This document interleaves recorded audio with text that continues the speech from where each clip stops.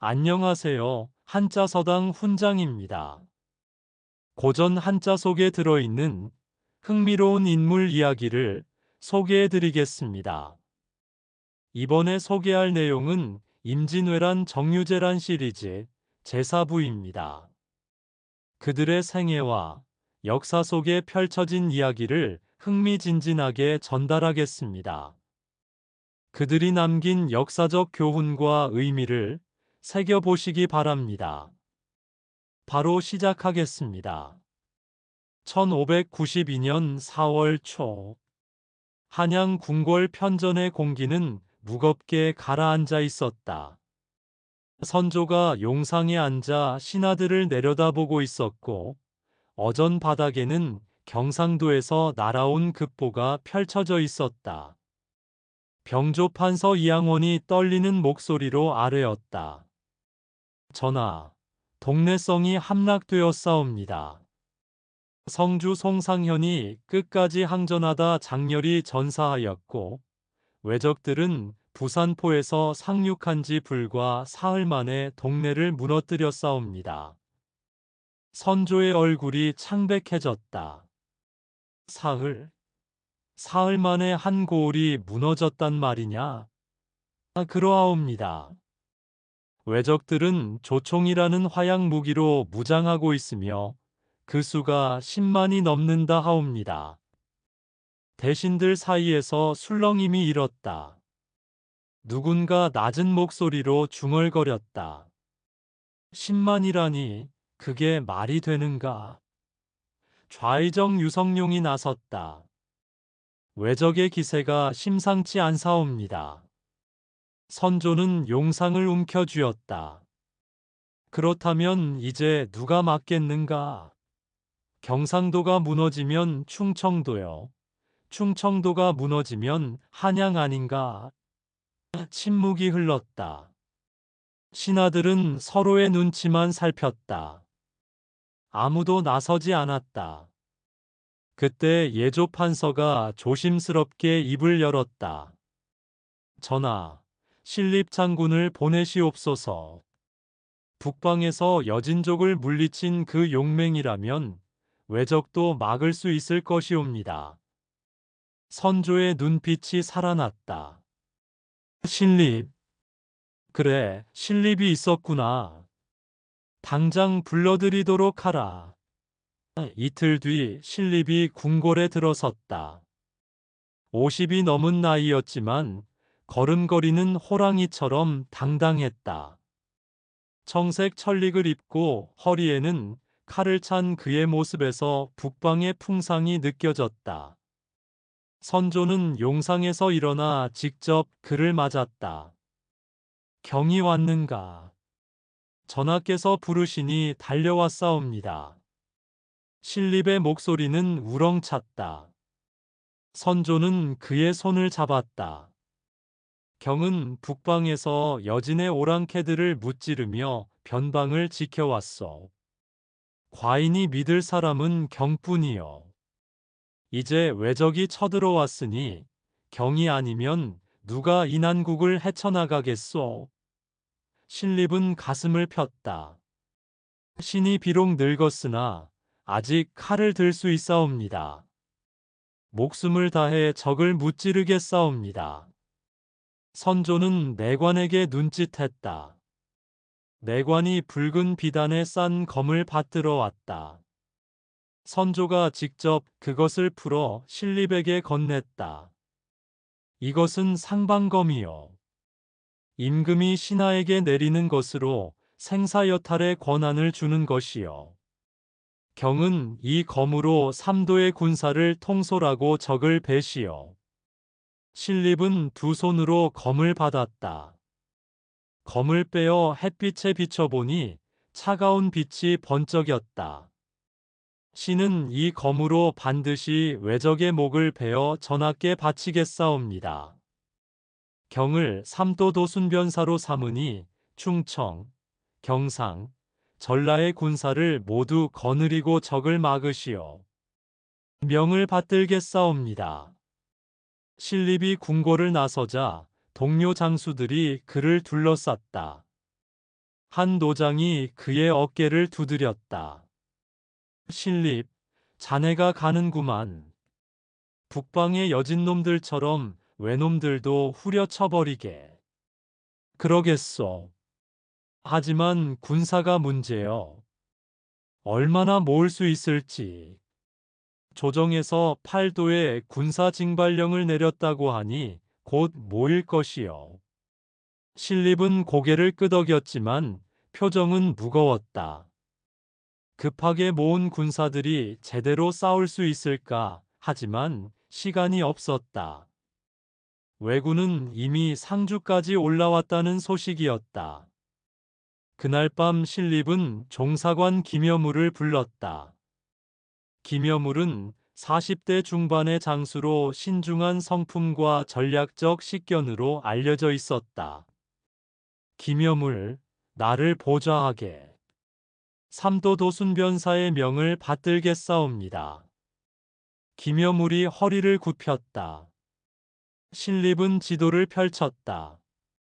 우리가 가야 할 곳은 충주요. 그곳에서 적을 막아야 하오. 김여물은 지도를 들여다보았다. 한양에서 충주까지, 충주에서 경상도까지. 그의 눈이 조령에 머물렀다.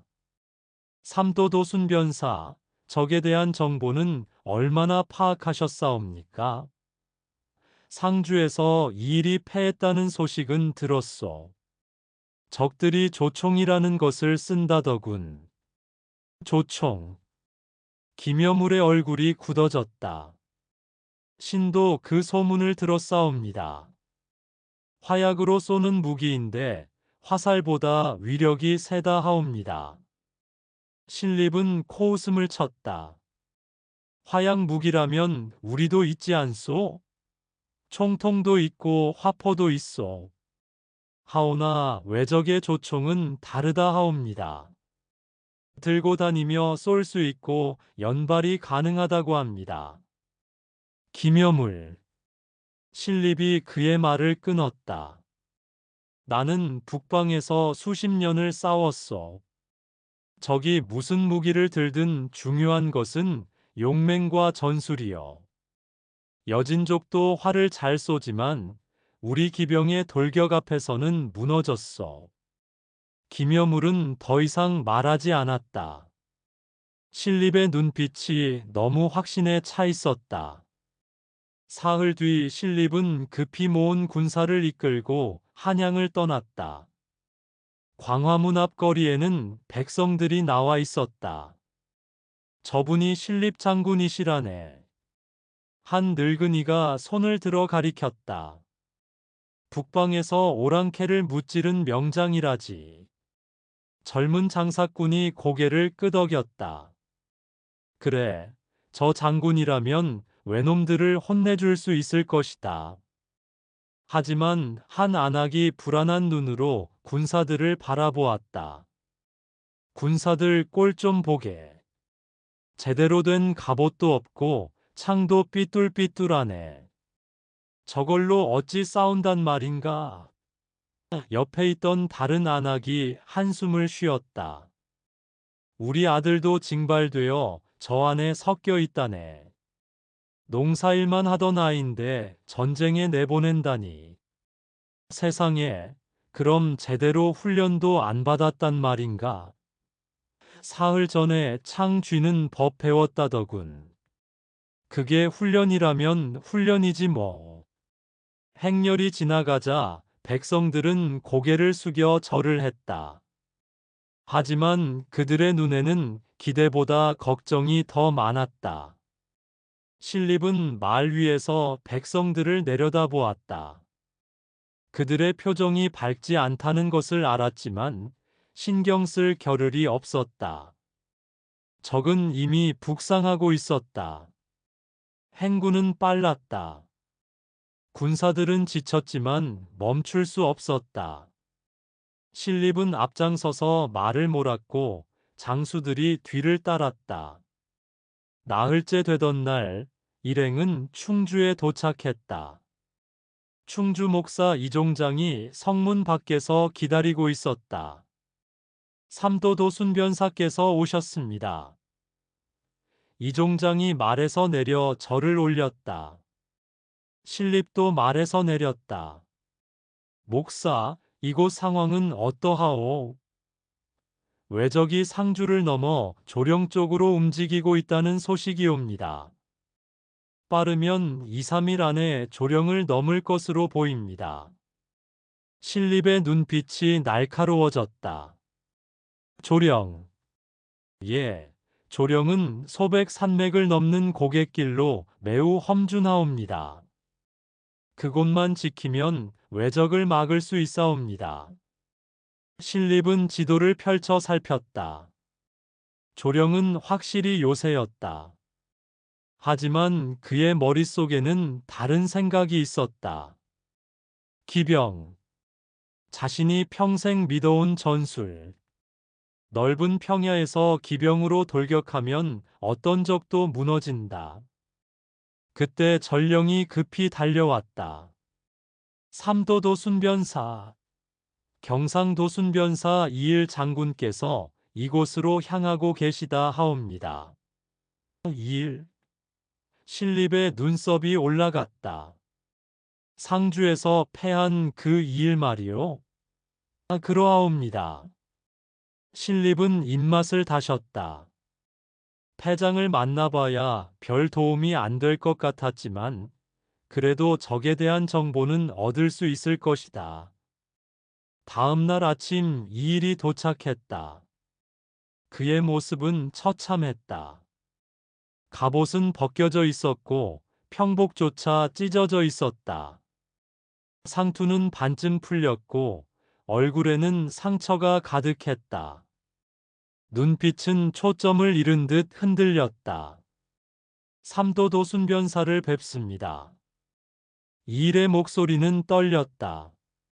신립은 팔짱을 끼고 그를 내려다보았다. 경상도 순변사, 상주에서 무슨 일이 있었소? 이일은 고개를 들지 못했다. 신이 무능하여 왜적을 막지 못했사옵니다.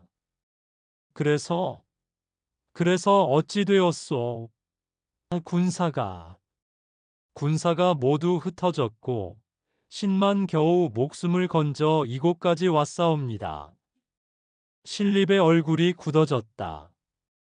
경상도 전체를 맡은 순변사가 혼자 살아 도망쳐 왔단 말이요? 이일의 몸이 떨렸다. 용서하옵소서. 하오나 외적은 우리가 상상하던 것과 다릅니다. 뭐가 다르단 말이오? 신립의 목소리가 차갑게 식었다. 조총이옵니다. 적들은 조총으로 무장했는데 그 위력이 상상을 초월하옵니다. 화살보다 빠르고 강하며 갑옷도 뚫고 들어갑니다. 우리 군사들은 접근도 하기 전에 쓰러져 싸웁니다. 김여물이 옆에서 물었다. 조총의 사거리는 얼마나 되옵니까? 활보다는 짧으나 명중률이 높고 위력이 강하옵니다. 게다가 적들은 줄을 지어 서서 차례로 쏘아대니 끊임없이 탄환이 날아와 싸웁니다. 신립은 손을 저었다. 겁을 먹었구려. 화약 무기라면 우리도 총통이 있어. 적의 무기가 특별할 것 없어. 이일이 고개를 들었다. 눈에는 절박함이 어려 있었다. 삼도도 순변사, 신은 직접 겪어 싸웁니다. 왜적을 과소평가해서는 안 됩니다. 과소평가. 신립의 목소리가 높아졌다. 경이 패한 것은 적이 강해서가 아니라 경이 약해서요. 나는 북방에서 수십 년을 싸웠어. 적이 무슨 무기를 들든 우리 기병의 돌격 앞에서는 무너지기 마련이요. 이 일은 더 이상 말하지 못했다. 신립의 눈빛이 너무 단호했다. 그날 저녁 신립은 장수들을 모아 작전 회의를 열었다. 충주 관아의 큰 방에 지도가 펼쳐졌고 촛불이 밝혀졌다. 신립, 김여물, 이일, 이종장, 그리고 몇몇 장수들이 둘러앉았다. 신립이 먼저 입을 열었다. 왜적은 조령을 넘어 이곳으로 올 것이요. 우리는 어디서 적을 맞이할 것인가? 김여물이 지도 위에 조령을 가리켰다. 삼도도 순변사, 씨는 조령에서 적을 막아야 한다고 생각하옵니다. 조령, 예, 조령은 좁은 고갯길이옵니다. 양쪽이 산으로 막혀 있어 대군이 한꺼번에 통과할 수 없사옵니다. 험준한 지형에 매복하여 궁수로 위에서 쏘아대면 적은 병력으로도 큰 피해를 입힐 수 있사옵니다.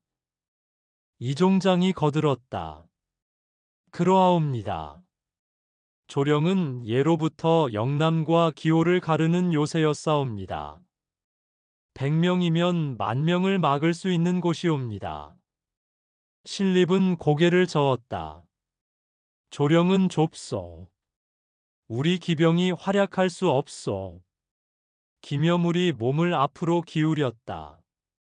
삼도도 순변사, 우리 군사는 10,000명도 채 안 되고 적은 거의 20,000에 가깝다 하옵니다. 정면 대결은 불리하옵니다. 지형을 이용하는 것이 상책이옵니다. 신립의 목소리가 단호해졌다. 우리 군사는 기병이 주력이요. 내가 북방에서 기병으로 여진족을 무찌른 것을 모르는 사람이 없어. 넓은 평야에서 기병으로 돌격하면 보병은 반드시 무너지요. 김여물은 물러서지 않았다. 하오나 왜적은 여진족과 다릅니다. 그들은 조총으로 무장했고 대규모 보병 전술에 능하옵니다. 이일 장군께서도 직접 겪으셨지 않습니까? 이일이 조심스럽게 거들었다. 그러하옵니다.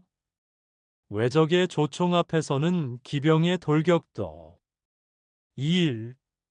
신립이 그의 말을 끊었다. 경은 이미 한 번 패했소. 패장의 말을 누가 믿겠소? 이일의 얼굴이 붉어졌다. 그는 고개를 숙이고 입을 다물었다. 신립은 지도 위에 탄금대를 가리켰다. 우리는 여기 탄금대로 간다. 탄금대. 김여물의 목소리에 놀라움이 묻어났다. 그곳은 평야가 아닙니까? 아, 그렇소. 넓은 평야가 있고 강을 끼고 있소. 그곳에서 강을 등지고 배수진을 치겠소. 김여물의 얼굴이 창백해졌다. 배수진이라 하셨습니까? 아, 그렇소. 강을 등지고 진을 치면 군사들이 퇴로가 없다는 것을 알 것이요. 죽기를 각오하고 싸우게 하면 10배의 힘이 나오는 법이요. 김여물이 벌떡 일어섰다. 삼도도 순변사.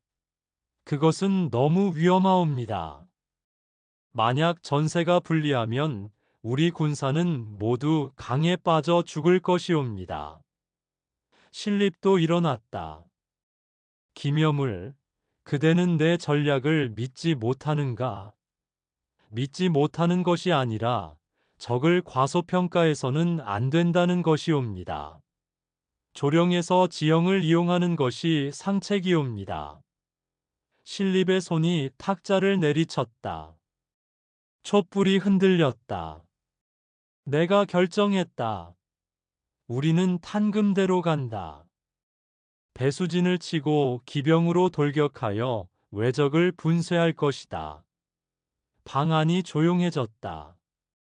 아무도 감히 말하지 못했다. 신립의 위세가 너무 강했기에 김여물은 천천히 자리에 앉았다. 그의 주먹이 떨렸다. 이종장이 조심스럽게 입을 열었다. 삼도도 순변사, 탄금대는 평야라 하나 주변에 논과 습지가 많사옵니다. 기병이 제대로 움직이기 어려울 수 있사옵니다. 걱정 말라. 신립은 자신만만했다. 4월이니 논에 물이 많지 않을 것이요. 충분히 기동할 수 있어. 회의는 그렇게 끝났다. 장수들이 하나씩 방을 나갔다. 김여물은 마지막까지 남아 지도를 바라보면서 탄금대, 달천을 끼고 있는 그곳, 그의 가슴이 무거워졌다. 밤 공기를 쐬려 밖으로 나온 김여물은 밤하늘을 올려다보았다. 별들이 총총히 빛나고 있었다. 언제나 그 자리에 있는 별들, 변하지 않는 하늘. 하지만 땅 위의 일들은 어찌 이리 불안한가. 김장군, 누군가 뒤에서 불렀다. 돌아보니 이 일이었다. 이 장군, 저도 밤 공기를 쐬러 나왔습니다. 이 일이 옆으로 다가왔다. 두 사람은 나란히 서서 하늘을 바라보았다.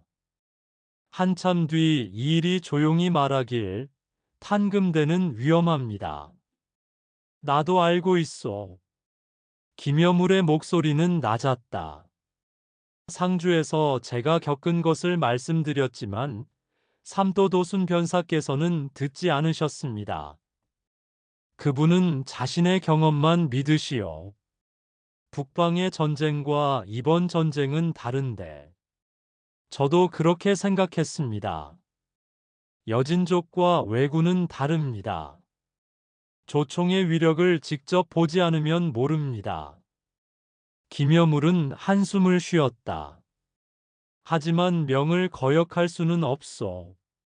나는 종사관으로서 삼도도순 변사를 따라야 하오. 그렇다면 이 일의 목소리가 떨렸다. 우리는 모두 죽는 것입니까? 김여물은 대답하지 않았다. 대답할 수 없었다. 별만이 조용히 빛날 뿐이었다. 이 일이 다시 입을 열었다. 제가 상주에서 겪은 것을 다시 말씀드리겠습니다. 왜군은 우리가 생각하는 것과 완전히 다릅니다. 김여물이 그를 바라보며 자세히 말해 보시오. 그들은 대오를 갖춰 움직입니다. 북방의 오랑캐들처럼 흩어져 싸우는 것이 아니라 마치 한 몸처럼 움직입니다. 조총수들이 앞줄에 서고 쏘고 나면 뒤로 물러나 장전하는 동안 다음 줄이 쏩니다. 끊임없이 탄환이 날아오는 것입니다. 그렇다면 접근할 틈이 없겠군. 그렇습니다. 우리 군사들은 가까이 가지도 못하고 쓰러졌습니다. 화살을 쏘려 해도 사거리가 모자랐고 돌격하려 해도 반쯤 가기도 전에 무너졌습니다. 김여물의 표정이 더욱 어두워졌다. 그런 적을 평야에서 맞으려 하다니. 조령이었다면 달랐을 것입니다. 좁은 길에서는 그들의 대오가 소용없고 위에서 화살을 쏘아대면 조총도 막기 어려웠을 것입니다. 내 생각도 같소. 하지만 삼도도순 변사께서는 김여물은 말을 잇지 못했다. 다음 날 아침 신립은 군사를 이끌고 탄금대로 향했다. 길을 가는 내내 김여물의 얼굴은 어두웠다. 군사들도 불안해하는 기색이 역력했다. 한 젊은 군졸이 옆에 동료에게 속삭였다. 우리가 어디로 가는 거야? 탄금대라던데. 거기서 외놈들을 막는다나 봐. 탄금대? 거기가 어딘데? 강가라던데. 넓은 벌판이 있다고. 젊은 군졸의 얼굴이 밝아졌다. 그럼 싸우기 좋겠네. 좁은 산길보다는 낫잖아. 하지만 옆에 있던 나이든 군졸이 고개를 저었다. 뭘 모르는 소리. 강을 등지고 싸운다는데 그게 무슨 뜻인지 아나? 무슨 뜻인데? 퇴로가 없다는 뜻이야. 지면 도망갈 데도 없다는 거지. 젊은 군졸의 얼굴이 창백해졌다. 그럼, 그럼 죽으란 소리야? 배수진이라고 하더군. 죽기를 각오하고 싸우라는 뜻이야. 나는 농사나 짓던 사람인데 왜 나보고 죽으라는 거야? 나이든 군졸이 그의 어깨를 두드렸다. 그게 백성의 운명이지. 나라가 위태로우면 목숨을 내놓아야 하는 게. 행렬 중간쯤에서 한 무관이 부하에게 말했다. 저 신립장군은 고집이 세기로 유명하지. 그렇습니까? 북방에서 여진족 상대로는 그 고집이 통했어. 기병으로 돌격해서 이기고 또 이겼으니까. 그런데 왜군은 다르다는 거야. 다르다니요? 조총이 문제야. 상주에서 이 일이 어떻게 졌는지 들어봤나?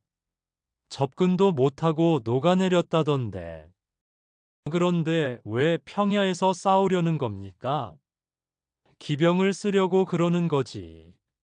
신립장군은 평생 기병으로 싸워왔으니까. 자기가 아는 방식대로 싸우려는 거야. 그럼 우리는? 무관은 대답하지 않았다. 그저 앞만 바라보며 말을 몰았다. 정오가 지나서 일행은 탄금대에 도착했다.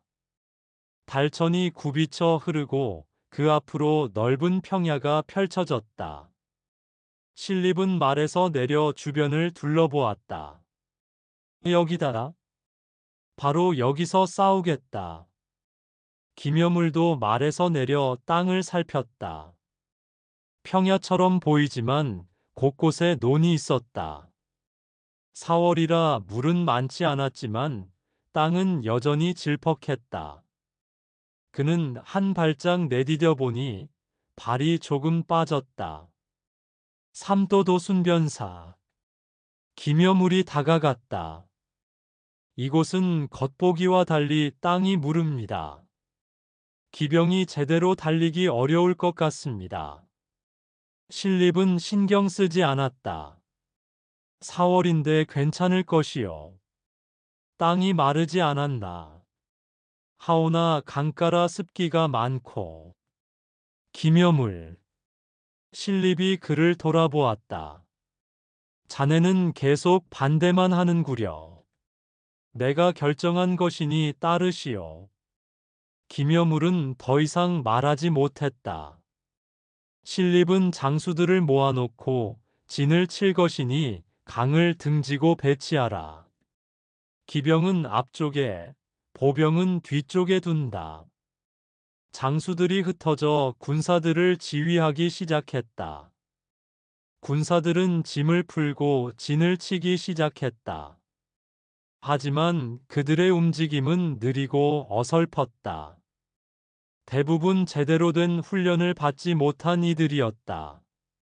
한 군졸이 창을 땅에 꽂으려다 미끄러져 넘어졌다. 옆에 동료가 웃으며 그를 일으켰다. 야, 제대로 해라 저기 보면 웃겠다. 나보고 어쩌라는 말인가. 나는 대장장이었다고. 창 같은 거 처음 잡아봤어. 나도 마찬가지야. 나는 나무나 하던 사람인데. 조금 떨어진 곳에서 나이든 군졸이 젊은이들을 나무랐다. 떠들지 말고 제대로 해. 목숨이 걸린 일이다. 아니, 우리가 뭘 어떻게 합니까? 훈련도 제대로 못 받아 알지도 못하는데. 그러니까 더 조심해야지. 적이 오면 무서워도 도망가지 마. 도망가면 등 뒤에서 당한다. 젊은 군졸의 손이 떨렸다. 정말로 싸워야 하는 건가요? 나이든 군졸은 한숨을 쉬었다. 그래야지. 우리가 안 막으면 누가 막겠나. 한양이 무너지면 우리 가족들도 다 죽는 거야. 해가 기울어갈 무렵 진영이 대충 갖춰졌다.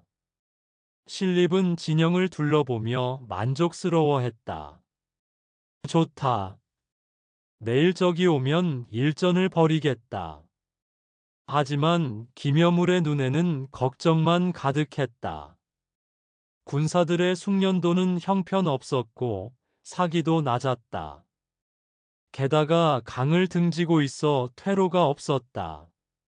그날 저녁 막사에서 한 장교가 다른 장교에게 물었다.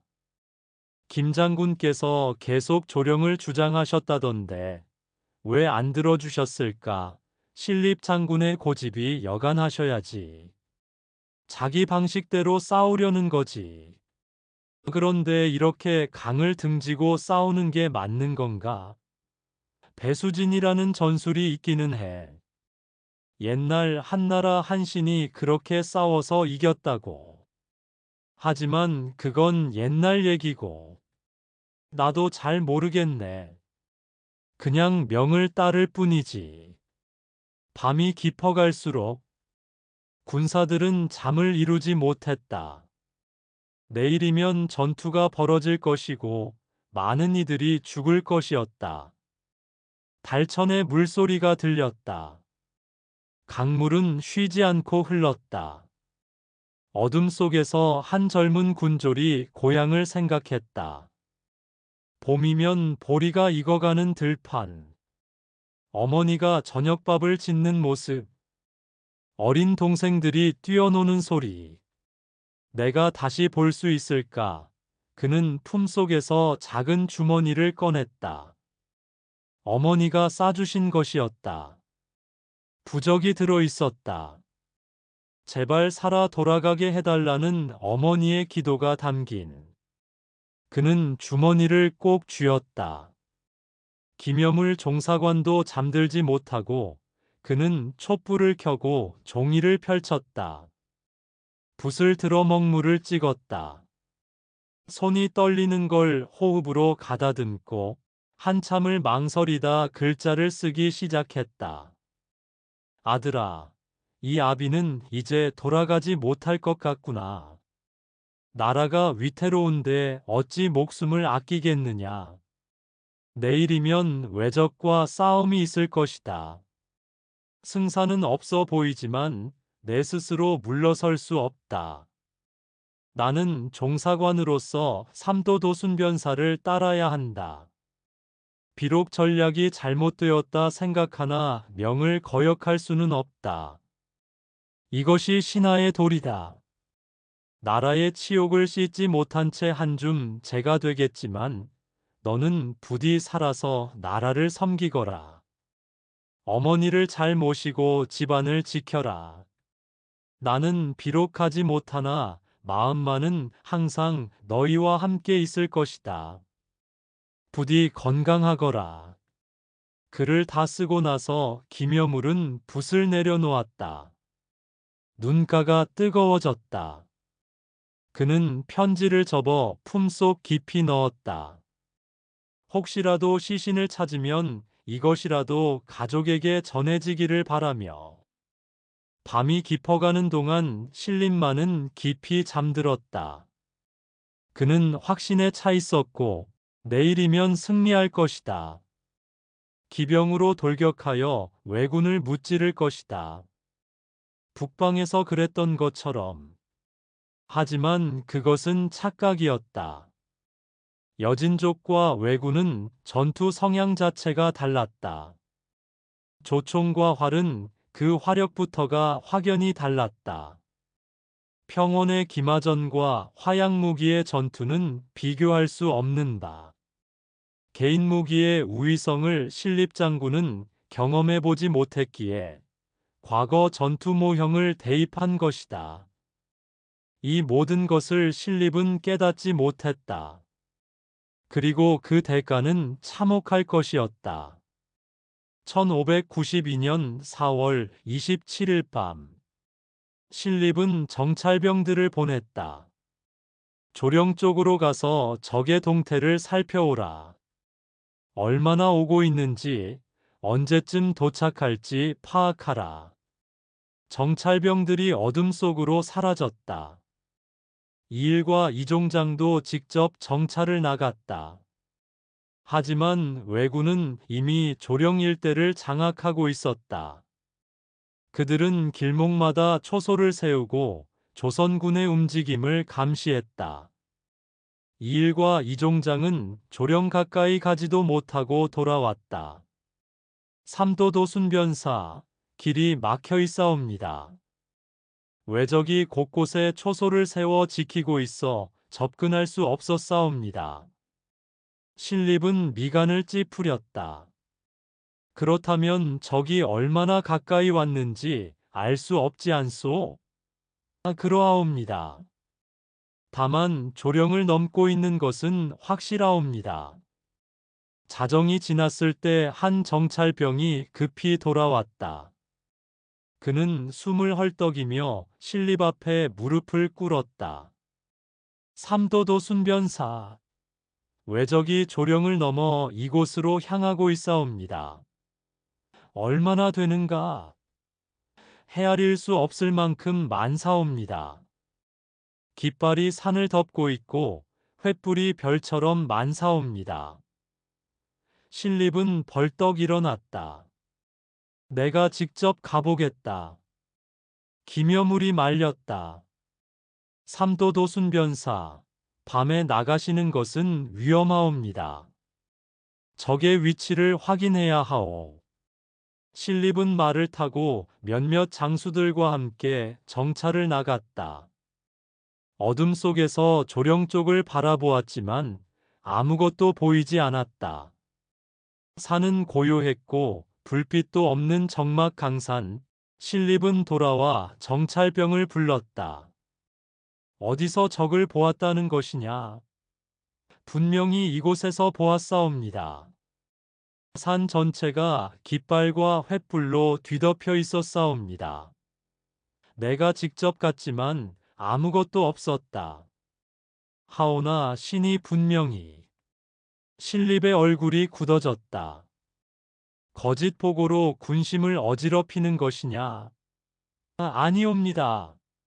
신이 분명히 보았사옵니다. 신립은 칼을 뽑았다.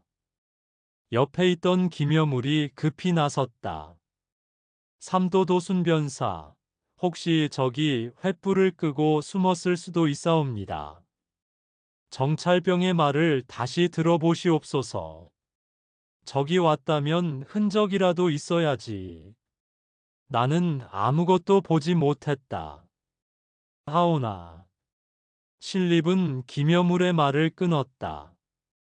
군심을 어지럽히는 자는 참한다. 이것이 군법이다. 신립의 칼이 번쩍였고 정찰병의 목이 떨어졌다. 피가 땅에 쏟아지는 걸 본 주변의 장수들과 군사들이 얼어붙었다. 기묘물은 눈을 감았다. 이것으로 끝인가? 이제 다른 정찰병들도 겁을 먹고 제대로 보고하지 못할 것이다. 신립은 칼을 칼집에 넣으며 차갑게 말했다. 다른 정찰병들도 명심하라. 거짓 보고는 죽음이다. 군사들은 고개를 숙였으며 아무도 감히 말하지 못했다. 신립은 막사로 돌아간 후 여전히 자신이 옳다고 생각했다. 거짓 보고를 엄히 다스려야 군기가 선다고 믿었다. 하지만 그것은 치명적인 실수였다. 정찰병의 보고는 사실이었을 수도 있었다. 왜군이 잠시 횃불을 끄고 숨었을 수도 있는 가능성도 농후했다.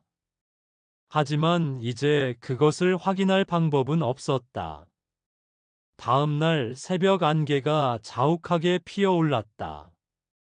달천 위로 피어난 안개가 평야를 덮었기에 앞이 잘 보이지 않았다. 군사들이 하나둘 일어나서 그들은 무기를 챙기고 갑옷을 입었다. 하지만 많은 이들이 제대로 된 갑옷이 없었다. 가죽 조끼나 천으로 된 갑옷이 전부였다. 한 젊은 군졸이 동료에게 말하길,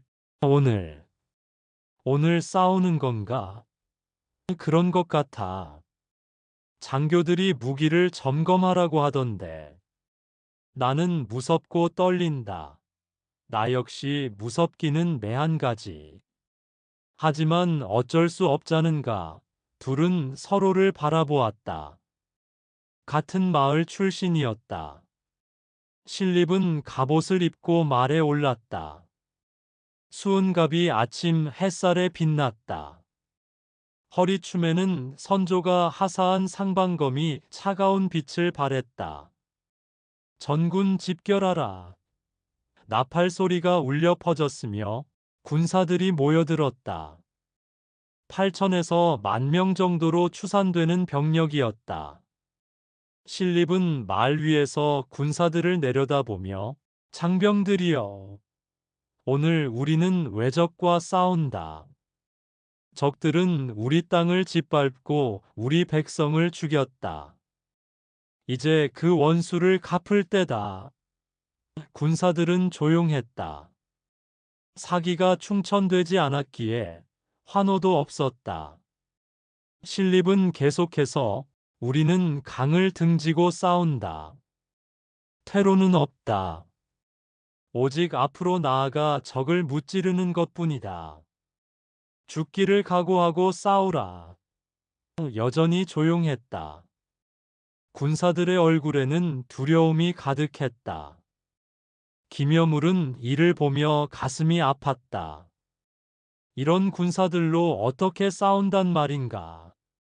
해가 떠오르면서 안개가 조금씩 걷히기 시작했다. 그리고 저 멀리 조령 쪽에서 움직임이 보였다. 왜군이었다. 깃발이 펄럭이고 대오를 갖춘 군사들이 다가왔다. 끝없이 이어지는 행렬. 햇빛에 반짝이는 창과 칼, 그리고 조총. 한 군사가 외쳤다. 적이다. 외적이 온다. 진영이 술렁였다. 군사들이 긴장했고 손에 쥔 무기가 떨렸다. 신립은 눈을 가늘게 뜨고 적을 바라보았다. 왜군은 세 갈래로 나뉘어 진영을 형성하고 있었다. 좌측, 우측, 중앙. 그들은 천천히 전진하며 탄금대를 향해 다가왔다. 고니시 유키나가는 말 위에서 조선군 진영을 바라보았다. 그의 얼굴에는 냉소가 번졌다. 저들이 강을 등지고 진을 쳤군. 옆에 있던 부장이 말했다. 어리석은 짓입니다. 스스로 퇴로를 막다니. 배수진이라는 전술이지. 군사들을 죽기를 각오하고 싸우게 만드는. 하지만 우리 조총 앞에서는 소용없을 것입니다. 고니시는 고개를 끄덕였다. 그렇겠지. 소 요시토시는 좌측으로, 마츠라, 시게노부는 우측으로 돌아가라. 삼면을 포위한다. 저들이 강밖에 갈 곳이 없게 만들어라. 명을 받들겠습니다. 부장들이 흩어졌다. 왜군은 질서정연하게 움직이기 시작했다. 북소리가 울리면서 발걸음을 맞춰 전진하는 소리가 대지를 울렸다. 신립은 이를 보며 미간을 찔렀다. 적이 포위하려 든다. 그 전에 먼저 공격한다. 김여물이 급히 말했다. 삼도도순 변사, 적의 대오가 완전히 갖춰지기 전에 공격하는 것은 좋으나 지형을 다시 살펴야 하옵니다. 땅이 무른 곳이 많사옵니다. 시간이 없다. 신립은 칼을 빼들었고 전 기병대 돌격 준비. 말들이 움직이기 시작했다. 천여 기의 기병이 대오를 갖췄다. 그들은 창과 활로 무장했지만 아쉽게도 대부분 훈련이 부족했고 말도 군마가 아닌 농사용 말들이 섞여 있었다. 신립은 말머리를 돌려 기병들을 바라보았다. 우리는 기병이다. 기병의 힘은 돌격에 있다. 적의 중심을 뚫고 들어가 지휘부를 무너뜨린다. 나를 따르라. 그는 말을 박차고 앞으로 달려나갔다. 김여물도 어쩔 수 없이 뒤를 따랐다. 다른 기병들도 함께 달리기 시작했다. 말발굽이 지축을 울리며 소리가 천둥처럼 울려 퍼졌다. 처음에는 기세가 대단했다. 천여 기의 기병이 일제히 달리는 광경은 장관이었다. 하지만 얼마 가지 않아 문제가 생겼다. 땅이 생각보다 훨씬 무르고 질퍽했다. 곳곳에 논이 있었고 4월이지만 물기가 아직 많이 남아 있었다. 기병과 말의 무게를 약한 집안이 견디지 못하고 들어갔다. 말들이 지늘게 발이 빠지기 시작했다. 속도가 확연하게 떨어졌으며 한 기병의 말이 미끄러져 넘어졌다. 기병이 땅에 내동댕이 쳐졌으며 뒤따르던 말들이 그를 피하려다 서로 부딪혔다. 대오가 흐트러졌는데도 불구하고 계속 전진하라. 신립이 외쳤다. 하지만 기병들의 속도는 계속 떨어졌다. 왜군은 조용히 기다리고 있었다. 그들은 대오를 갖추고 조총을 들고 있었는데 앞줄의 조총수들이 무릎을 꿇고 총을 겨눴다. 뒷줄의 조총수들은 서서 총을 들었다. 고니시가 손을 들었다. 조선 기병이 백보 거리까지 다가왔을 때 말들은 진흙 때문에 속도가 반도 안 났다. 고니시의 손이 내려갔다. 쏴라. 탕, 탕, 탕탕탕탕. 조총 소리가 일제히 울렸다. 총구에서 연기가 피어오르면서 탄환이 날아갔다. 조선 기병들이 탄환이 몸에 박히면서 말에서 떨어지기 시작했다. 말들도 쓰러지면서 비명 소리가 들렸다. 한 젊은 기병은 팔에 탄환을 맞고 말에서 굴러떨어졌다. 땅에 쓰러진 그는 고통스럽게 신음했다. 뒤따르던 말들이 그를 밟고 지나갔다. 그러나 신립은 멈추지 않았다. 계속 전진하라. 접근하여 적을 베어라. 그는 여전히 앞장서서 달렸다. 김여물도 그의 옆에서 함께 달렸다. 하지만 주변의 기병들은 하나둘 쓰러져 갔다. 왜군의 조총은 멈추지 않았다. 앞줄이 쏘고 나면 뒤로 물러나 장전했다. 그동안 다음 줄이 연속해서 쏘았다. 잠시짬도 없이 계속해서 탄환이 날아왔다. 조선 기병들은 혼란에 빠졌다. 일부는 화살을 쏘려 했지만 거리가 아직 멀었다. 게다가 말이 지늘게 빠져 제대로 조준할 수도 없었다. 활을 쏴라. 쏘라고. 한 장교가 절규하도록 외쳤지만 소용없었다. 화살은 왜군에게 닿지도 못하고 땅에 떨어졌다. 왜군은 계속 전진했다. 그들은 발걸음을 맞춰 천천히 다가왔다. 조총을 쏘고 전진하고 다시 쏘고. 조선 기병대는 반도 못 가서 무너지기 시작했다. 살아남은 기병들은 공포에 질렸다. 도망쳐라. 도망쳐야 살아남는다. 대장님, 안 됩니다. 퇴각하십시오. 하지만 신립은 듣지 않았다. 겁쟁이들. 적은 저기 있다. 전진하라. 그는 여전히 앞으로 달렸다. 몇몇 용감한 기병들이 그를 따랐다.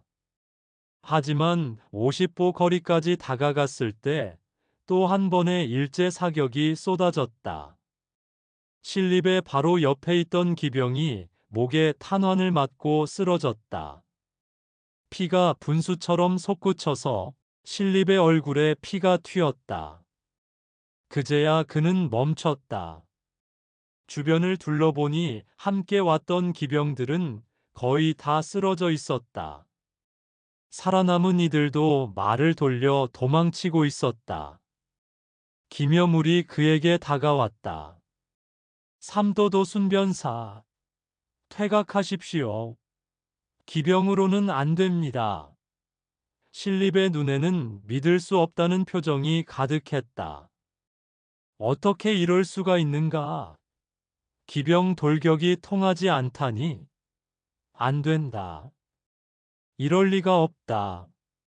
그때 왜군의 좌우 양측 부대가 포위를 완성했다. 소 요시토시가 이끄는 좌군이 왼쪽에서, 마츠라, 시게노부가 이끄는 우군이 오른쪽에서 다가왔다. 조선군은 삼면이 포위되고 뒤는 강이었다.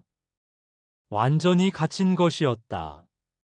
보병들 사이에서 공포가 퍼졌다. 포위당했다. 도망칠 곳이 없어. 한 젊은 군졸이 창을 던지고 뒤돌아 달렸다. 나는 이렇게 죽고 싶지 않다. 그는 강을 향해 뛰었다. 다른 군사들도 뒤따랐다. 장교들이 막으려 했지만 소용없었다.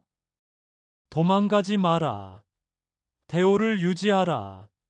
하지만 이미 군기는 무너졌다.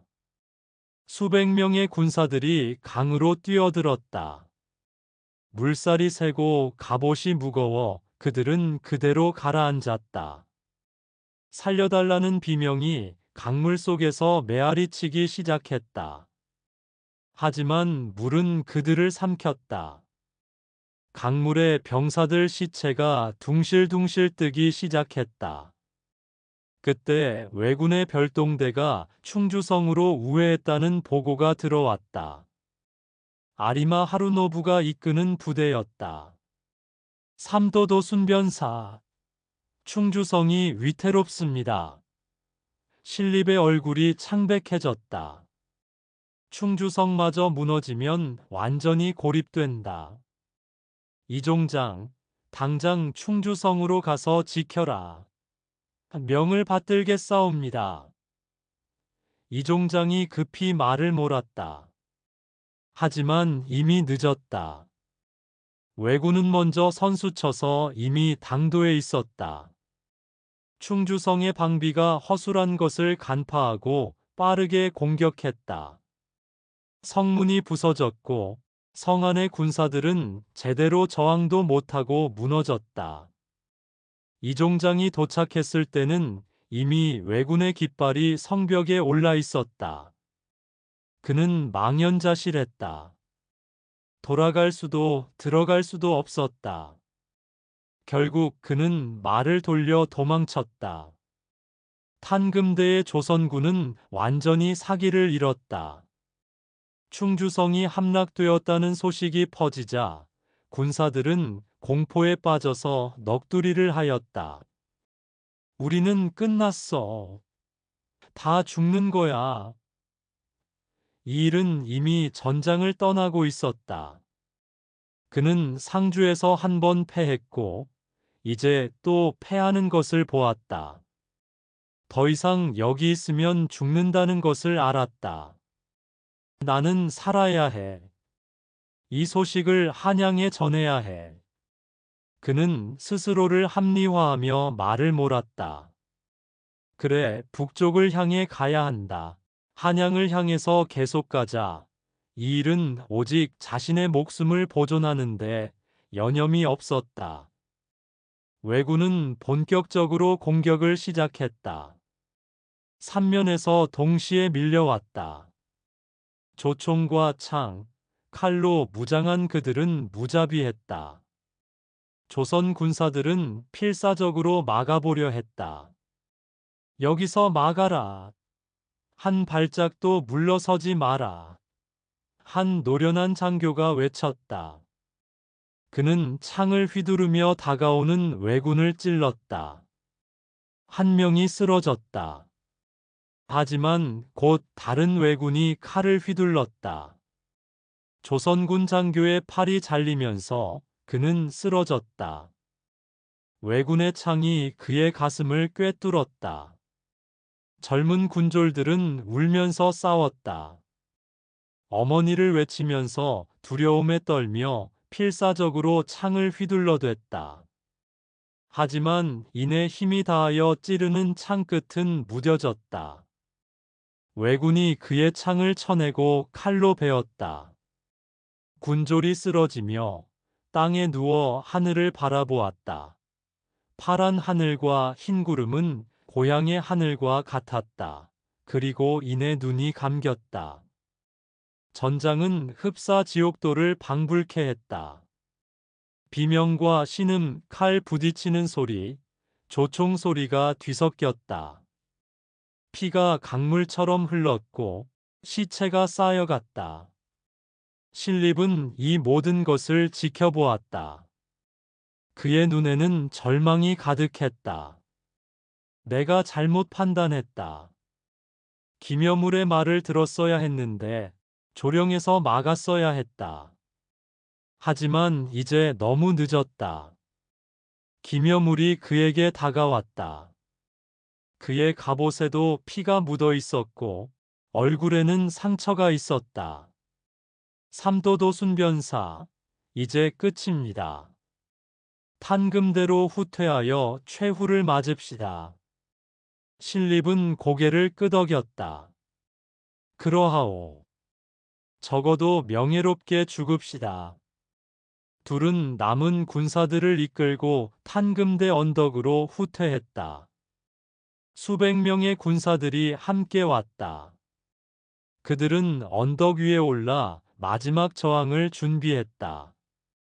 왜군이 사방에서 몰려왔다. 수만의 대군이 언덕을 포위했고 신립과 병사들은 도간에 든 쥐가 되었다. 신립은 칼을 들었다. 여기서 싸우다 죽는다.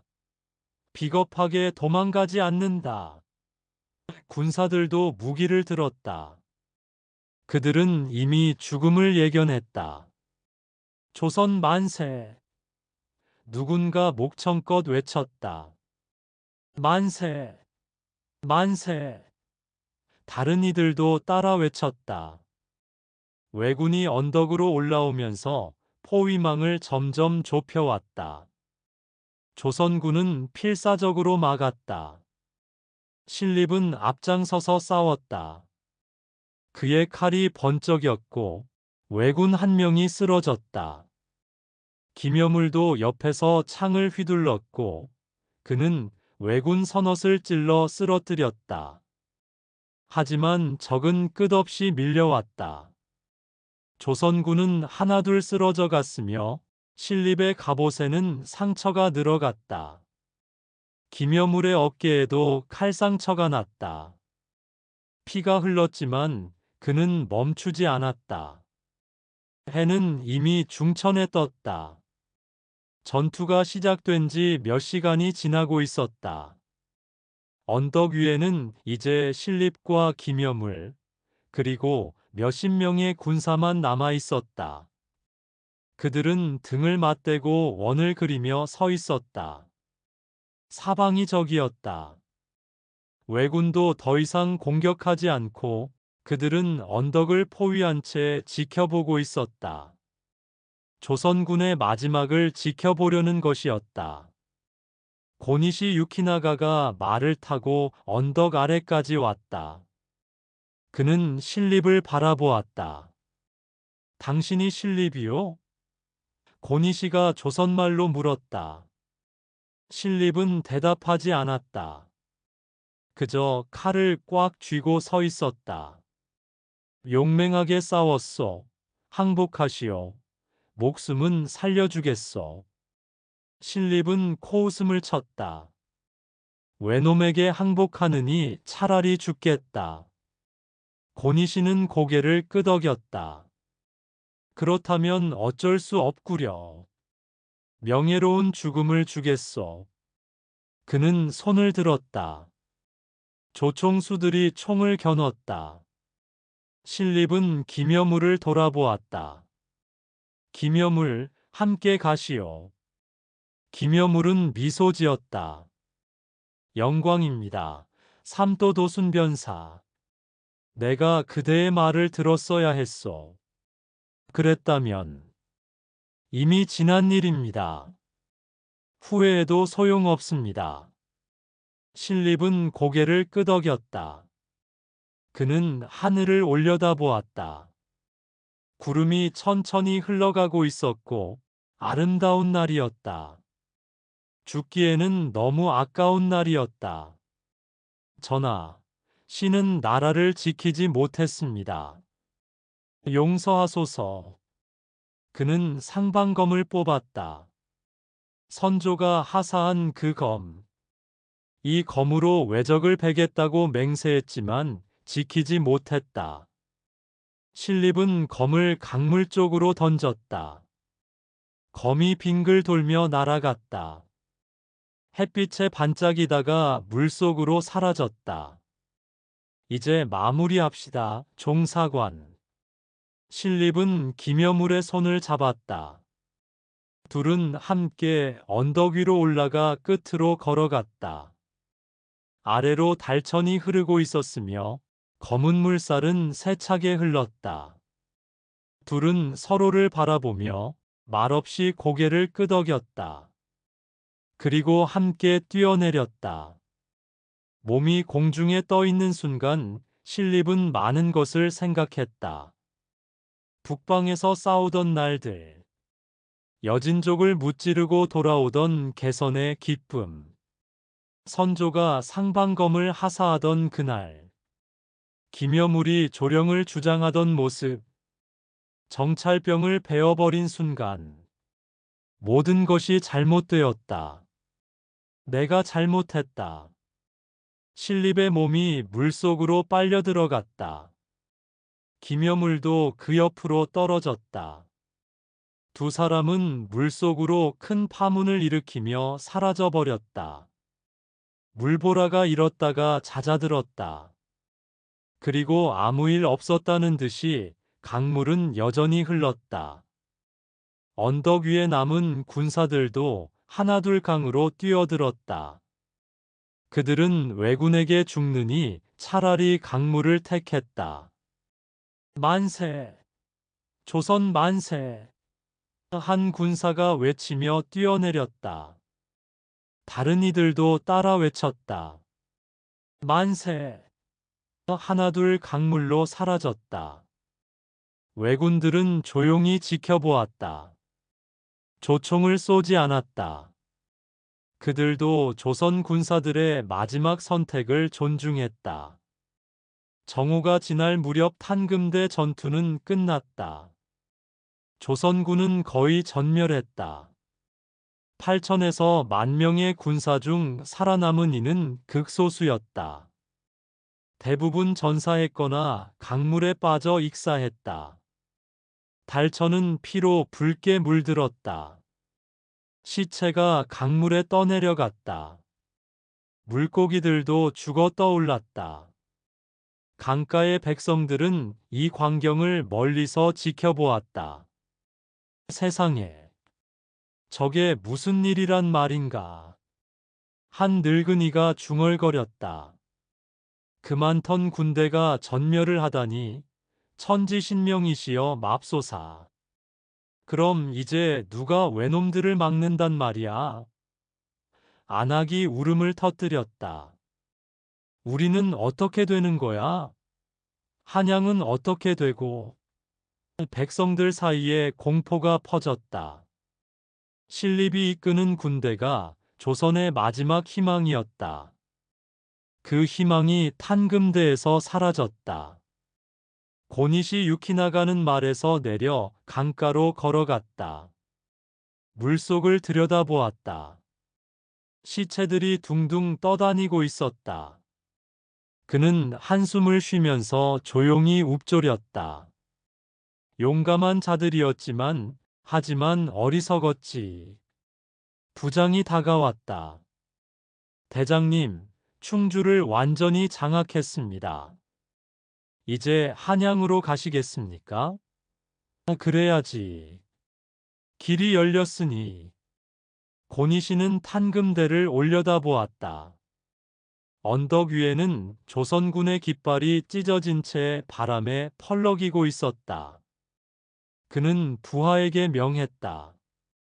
저 깃발을 내리고 우리 깃발을 올려라. 그리고 전사자들을 묻어주어라.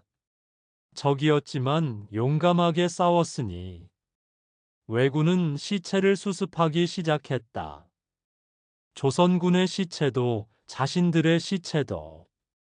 전투가 끝난 전장은 항상 처참했다. 그날 오후 충주 마을에 왜군이 들어왔다. 백성들은 집 안에 숨어들었으며 문을 걸어 잠그고 숨을 죽였다. 왜군들이 거리를 지나갔다. 일부는 집집마다 들어가 약탈을 했다. 나와라. 숨지 마. 한 왜군이 문을 두드렸다. 안에서는 대답이 없었다. 왜군은 문을 발로 찼다. 문이 부서지면서 안에는 노부부와 어린 손자가 떨고 있었다. 제발 살려주시오. 노인이 손을 모았다. 왜군은 칼을 빼들었을 때 노파가 비명을 질렀다. 하지만 왜군은 칼을 휘두르지 않았다. 그는 주변을 둘러보다가 쌀독을 발견했다. 쌀을 자루에 담았다. 그리고 벽에 걸린 옷가지들을 챙겼다. 이것만 가져간다. 조용히 해. 왜군은 물건을 들고 나갔다.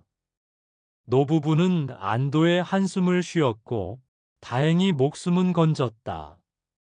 하지만 모든 왜군이 그렇게 온건하지는 않았다. 다른 집에서는 비명 소리가 들렸다. 살려주시오. 제발. 젊은 여인의 목소리였다. 이웃 사람들은 귀를 막았다.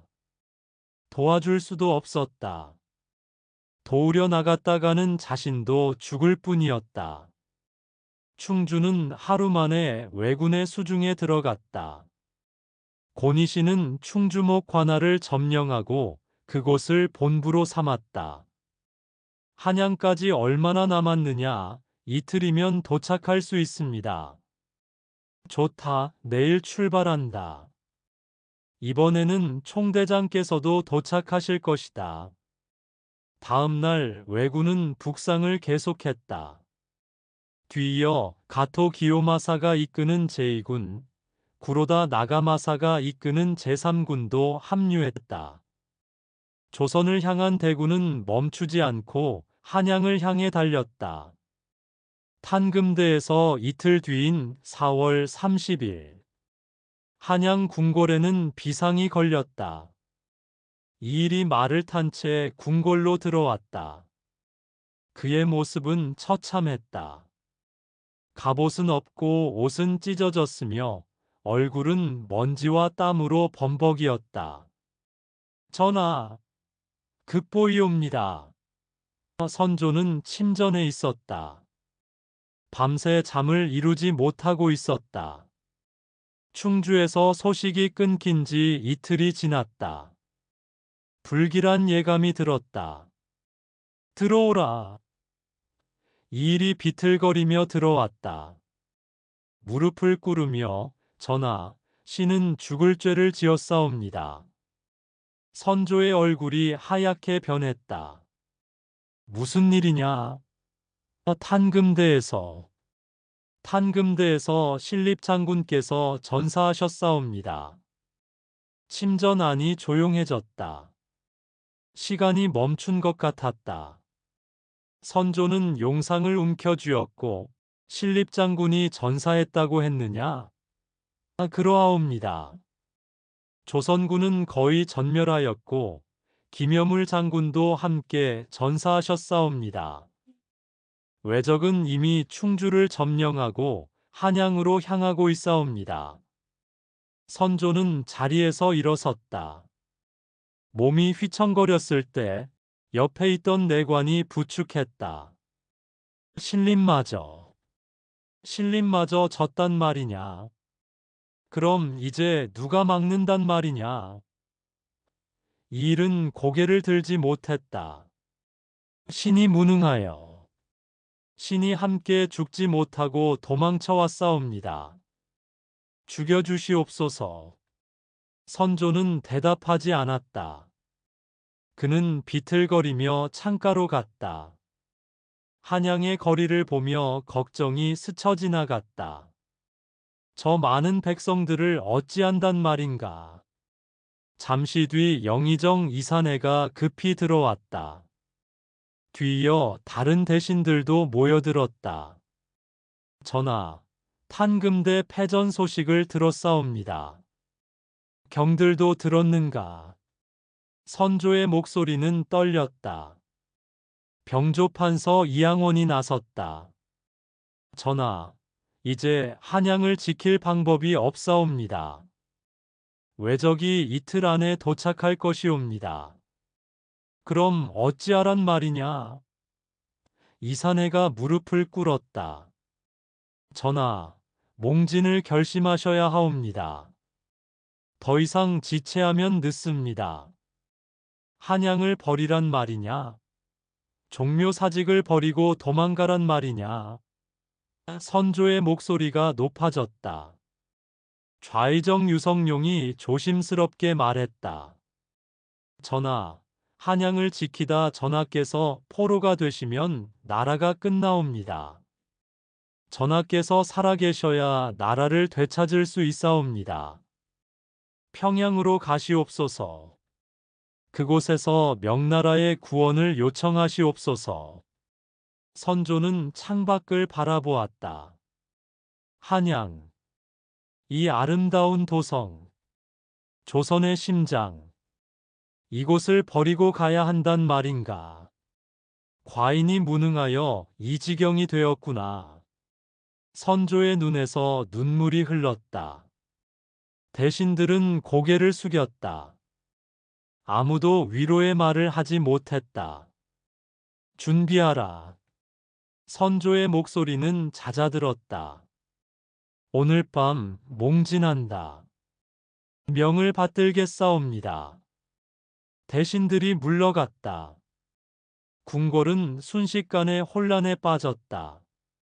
왕실 가족들이 짐을 꾸렸고 중요한 문서와 보물을 챙겼다. 하지만 시간이 부족했고 많은 것을 버리고 가야 했다. 세자 광해군이 선조를 찾아왔다. 아바마마, 정말 가셔야 하옵니까? 어쩔 수 없다. 한양을 지킬 군사가 없다. 백성들은 어찌하옵니까? 선조는 대답하지 못했다. 한참 후 선조는 그들을 버리고 가는 수밖에 달리 방도가 없으니 임금이 백성을 버리는 꼴이 되었구나. 미안하구나. 과인이 무능하여. 광해군은 아무 말도 하지 못했다. 그날 밤 자정이 지나서 선조 일행은 몰래 궁궐을 빠져나갔다. 왕과 왕비, 세자와 공주들, 그리고 일부 대신들만 데리고 호위 군사는 겨우 100여 명. 그들은 북문으로 나가 북쪽을 향해 달렸다. 어둠 속에서 말발굽 소리만 들렸다. 선조는 뒤를 돌아보았다.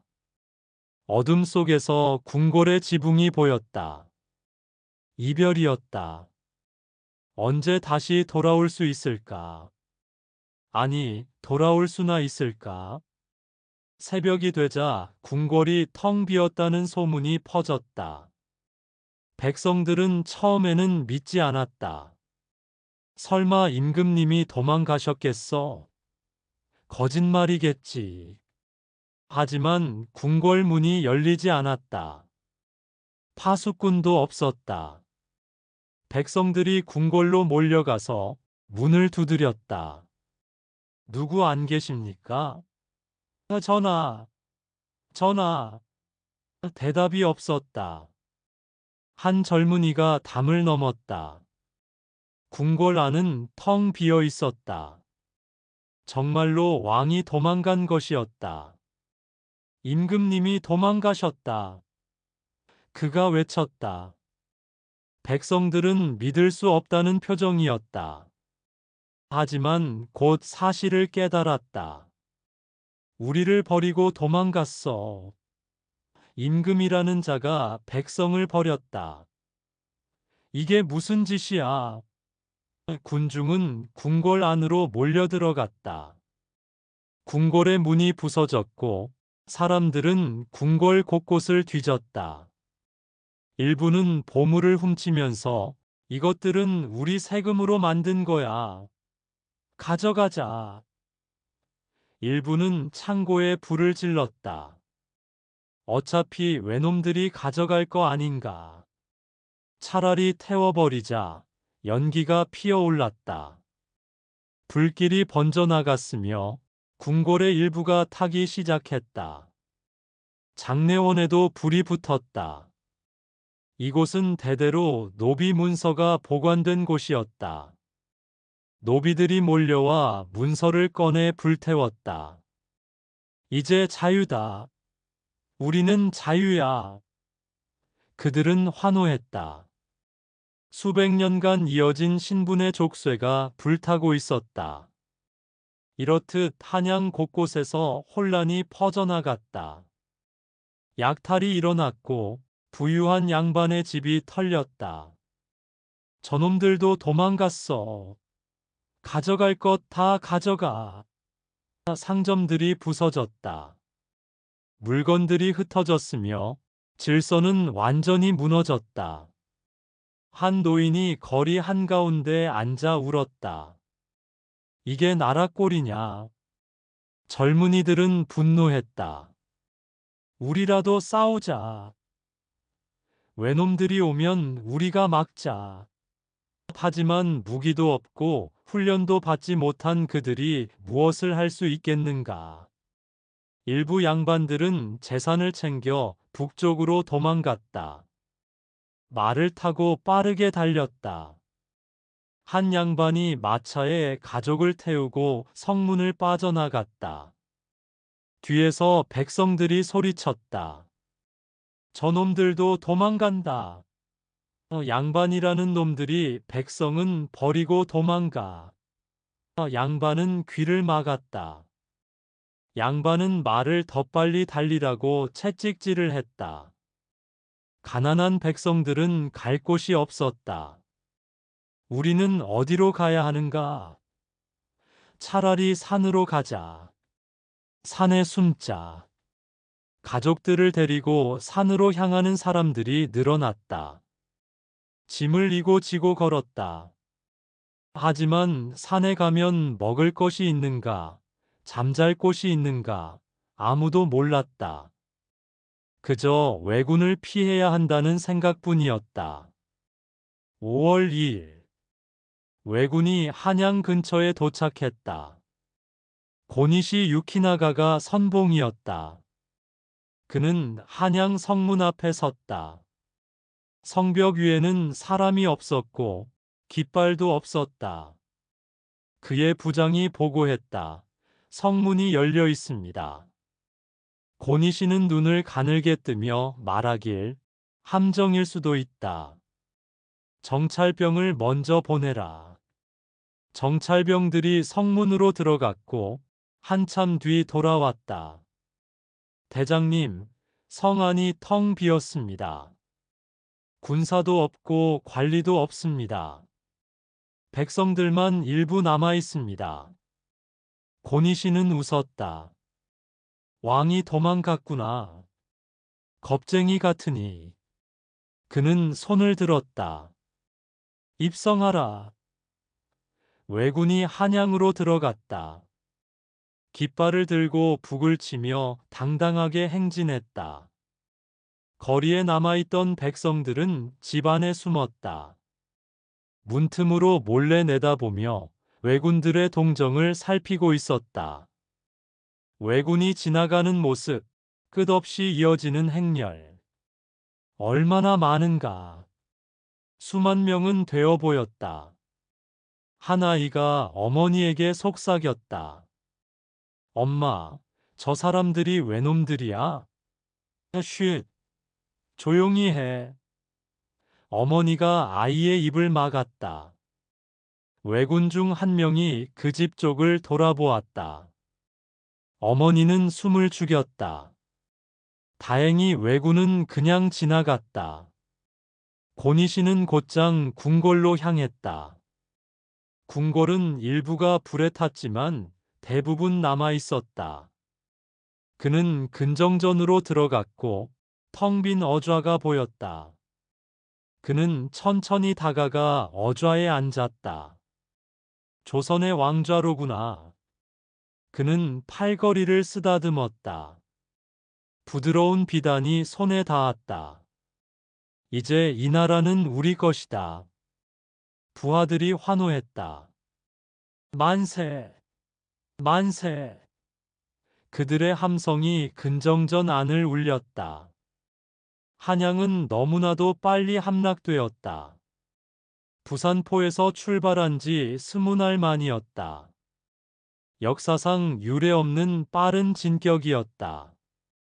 조선은 수도를 잃게 되었는데 탄금대의 패배가 결정적이었다.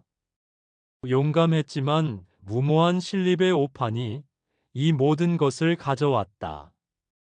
만약 조령에서 막았다면, 만약 배수진을 치지 않았다면, 만약 김여물의 말을 들었다면, 하지만 이제 모든 것이 늦었다. 신립은 달천 물속 어딘가에 잠들어 있었다. 김여물도 그 옆에, 수천의 조선 군사들도 함께. 그들의 희생은 헛되었는가? 아니었다. 비록 패배했지만 그들은 싸웠다. 도망가지 않고 끝까지 싸웠다. 그 정신은 이어질 것이었다. 탄금대는 패배였지만 전쟁의 끝은 아니었다. 달천의 강물은 여전히 흘렀으며 시체들을 실어 나르며 물은 서해로 향했다. 하지만 언젠가 그 물도 깨끗해질 것이었다. 비가 오고 시간이 지나면 강은 다시 맑아질 것이었다. 탄금대의 언덕에는 바람이 불었다. 전사한 군사들의 피가 스며든 땅에서 풀이 자랐다. 탄금대의 패배는 뼈아픈 조선의 역사였지만 이는 밑거름이 되어 임진왜란의 판도를 서서히 변화시키는 밑거름이 되었다.